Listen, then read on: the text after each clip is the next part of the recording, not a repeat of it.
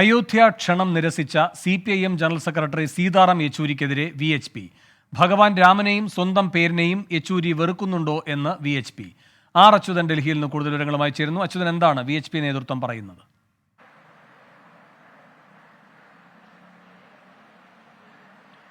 വേണു, ഈ അയോധ്യ രാമക്ഷേത്ര പ്രതിഷ്ഠാ ദിനവുമായി ബന്ധപ്പെട്ടുള്ള ക്ഷണവും അത് നിരസിക്കലും സംബന്ധിച്ചൊരു വാഗ്വാദം ഉയർന്നിരിക്കുകയാണ്. അത് VHP ഈ ക്ഷണം നിരസിച്ച CPM ജനറൽ സെക്രട്ടറി സീതാറാം യെച്ചൂരിക്കെതിരെ ഇന്ന് രംഗത്തെത്തി.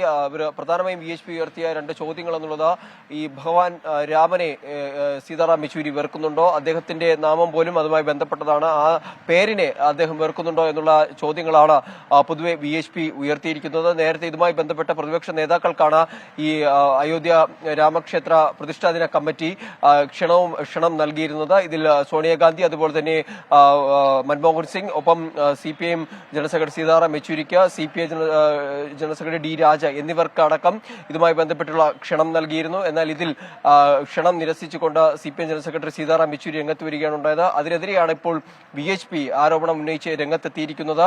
എന്തായാലും തുടർന്നും ഇതുമായി ബന്ധപ്പെട്ടിട്ടുള്ള ഒരു ആരോപണ പ്രത്യാരോപണങ്ങളിലേക്ക് കൂടി ഇത് വഴിവെക്കുമെന്നതിൽ യാതൊരു സംശയമില്ല. നിലവിൽ ഇതുമായി ബന്ധപ്പെട്ട CPM ജനറൽ സെക്രട്ടറി സീതാറാം യെച്ചൂരിയുടെ ഭാഗത്തു നിന്നും ഒരു പ്രതികരണവും ഇതുവരെ ലഭ്യമായിട്ടില്ല.